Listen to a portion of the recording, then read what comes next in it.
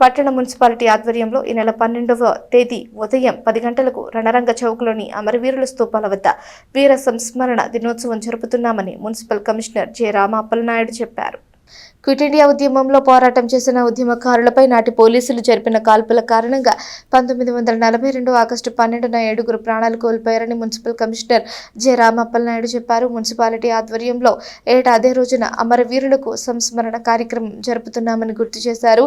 ఈ క్రమంలో బుధవారం ఉదయం 10 గంటలకు మున్సిపల్ కార్యాలయం నుంచి రణరంగ్ చౌక్ వరకు మార్చ్ ఫాస్ట్ ర్యాలీ ఉంటుందన్నారు. అనంతరం రణరంగ చౌక్లోని స్తూపాల వద్ద నివాళులర్పించి అక్కడే సంస్మరణ సభ జరుగుతుందని వివరించారు.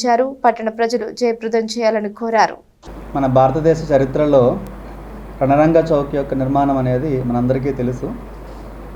క్విట్ ఇండియా ఉద్యమ కాలంలో తెనాలి రైల్వే స్టేషన్ ఘటనలో 7 మంది మన తెనాలి ప్రాంత వాసులు చనిపోయిన కారణంగా వాళ్ళ స్మారకార్థము కూడా మనము రణరంగ చౌక్ని నిర్మించుకున్నాం. సో వారికి నివాళులర్పించేటువంటి కార్యక్రమాన్ని ప్రతి ఏటా కూడా మున్సిపాలిటీ తరఫున మనం నిర్వహిస్తూ వస్తున్నాం.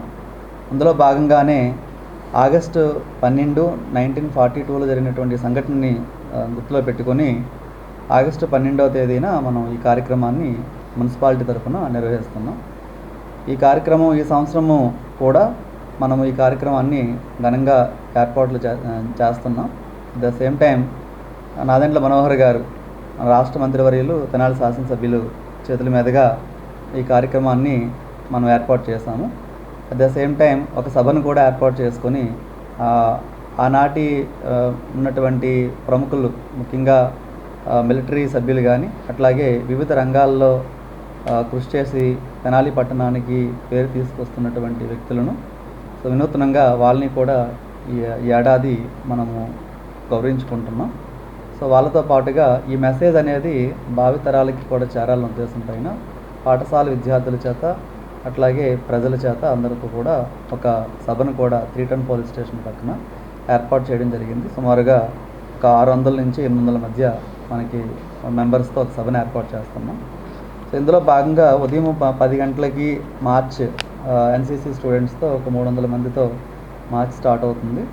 అట్లాగే ఎన్సీసీ క్యాడెట్స్తో పాటుగా మన పోలీస్ డిపార్ట్మెంట్ నుంచి కూడా కోఆపరేషన్ ఉంది. సో అక్కడ మనము లైటింగ్, జెండా వందనం తర్వాత లైటింగ్ చేసుకొని గార్డ్ ఆఫ్ ఆనర్ కూడా ఏర్పాటు చేసుకొని 3 టౌన్ పోలీస్ స్టేషన్ దగ్గర ఏర్పాటు చేసినటువంటి సభకు హాజరవుతారు. ఈ కార్యక్రమానికి ముఖ్య అతిథిగా మన గౌరవ మంత్రివర్యులు, స్థానిక శాసనసభ్యులు నాదెండ్ల మనోహర్ గారు హాజరవుతారు. అలాగే ఎమ్మెల్సీ గారిని కూడా ఇన్వైట్ చేస్తున్నాను.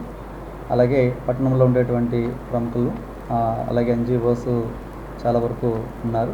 సో మానవత కానీ అలాగే మన ఉన్నటువంటి లయన్స్ క్లబ్, ఇవన్నీ కూడా రెడ్ క్రాస్ సొసైటీ అందరినీ కూడా రమ్మన్నాం. అలాగే ఈ మీడియా ద్వారా పట్టణంలో ఉండేటువంటి అందరి ప్రముఖులకు, అలాగే పిల్లలకు, అట్లాగే ఉన్నటువంటి యువత అందరికీ కూడా ఒక మెసేజ్ ఏంటంటే ఈ యొక్క కార్యక్రమం అనేటువంటిది భారతదేశము గర్వించదగ్గ ఒక ముఖ్యమైనటువంటి మూమెంట్లో తెనాలి పేరును చిరస్థాయి చేసినటువంటి కార్యక్రమానికి అందరూ కూడా హాజరవ్వాలని ఈ సందర్భంగా మున్సిపల్ కమిషనర్ తెనాలిగా అందరినీ కూడా ఆహ్వానిస్తున్నాను. సో మీడియా ద్వారా ఈ యొక్క ఆహ్వానాన్ని అందుకొని ఈ కార్యక్రమంలో